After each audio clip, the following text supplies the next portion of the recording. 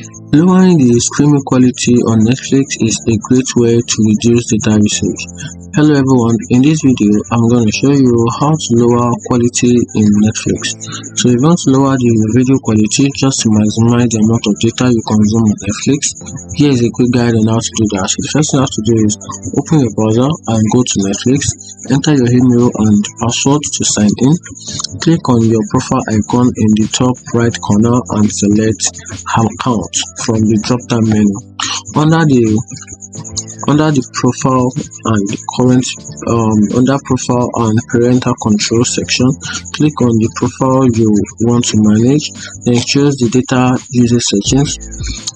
So once you choose the data usage settings, then you choose the desired data usage settings for your choice. So you're gonna click on the low, which is the best way to maximize your data, which is just select the low video quality, which uses up to 0.3 gig per hour. So just tap on it, which is the low basic video quality. Then once you tap that, then click on save to apply the new settings, and that's it. If you find this video helpful, subscribe and turn on the notification bell. Thank you.